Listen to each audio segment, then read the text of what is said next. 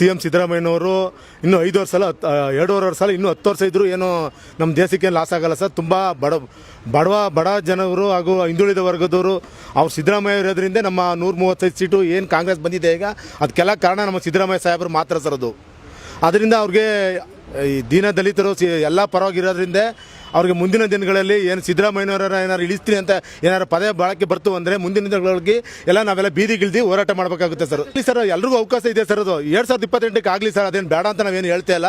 ಸಿದ್ದರಾಮಯ್ಯನವರು ಎಲ್ಲ ಜನ ವರ್ಗದವ್ರಿಗೆ ಕೆಲಸ ಮಾಡಿಕೊಂಡು ಎಲ್ಲ ಜಾತಿ ಭೇದ ಭಾವನೆಯಿಲ್ಲದೆ ಎಲ್ಲ ಪ್ರತಿ ಕರ್ನಾಟಕದಲ್ಲಿ ಅಭಿವೃದ್ಧಿಯಿಂದ ಹಿಡಿದು ಬಡತನದಿಂದ ಹಿಡಿದು ಎಲ್ಲ ಕೆಲಸನೂ ಮಾಡ್ಕೊಂಡು ಬರ್ತಾ ಇದ್ದಾರೆ. ಅವ್ರಿಗೆ ಸಿದ್ದರಾಮಯ್ಯನವರೇ ಮುಂದುವರಿಬೇಕು ಅಂತ ನಮ್ಮ ಆಸೆ ಸರ್. ಅದು ಸರ್ ಸಿದ್ದರಾಮಯ್ಯನ ಇಳಿಸಿದ್ರೆ ಸರ್ ಯಡಿಯೂರಪ್ಪನ ನೋಡಿದ್ರೆ BJP ನೋಡಿದ್ರಲ್ಲ ಸರ್, ಅದೇ ಥರ ಇಲ್ಲಿ ಉಗ್ರವಾರ ಆಗಿ ಪಕ್ಷ ಬಿದ್ದೋಗುತ್ತೆ ಸರ್. ಅದು ಅದರಿಂದ ಮುಂದಿನ ಬೀಳ್ಬಾರ್ದು ಅಂದರೆ ಸಿದ್ದರಾಮಯ್ಯನವರೇ ಮುಂದುವರಿಬೇಕು ಸರ್. ಕಂಟಿನ್ಯೂ ಆಗಿ 10 ವರ್ಷ 5 ವರ್ಷ 2.5 ವರ್ಷ ಅಲ್ಲ ಇನ್ನೂ 10 ವರ್ಷ ಮುಂದುವರೆದ್ರೆ ಅವ್ರಿಗೇನು ನಮಗೇನು ಇದಾಗಲ್ಲ.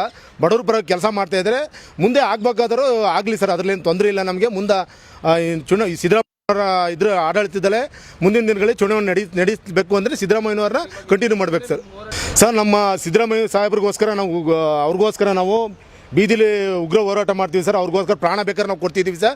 ಸಿದ್ದರಾಮಯ್ಯ ಅಂದರೆ ನಾವು ಸಿದ್ದರಾಮಯ್ಯವ್ರಿಗೋಸ್ಕರ ಏನು ಬೇಕಾದ್ರೂ ಪ್ರಾಣ ಬೇಕಾದ್ರೂ ಕೊಡೋಕೆ ನಾವೆಲ್ಲ ರೆಡಿ ಇದ್ದೀವಿ ಸಿದ್ದರಾಮಯ್ಯ ಅಭಿಮಾನಿಯಾಗಿ ಸರ್.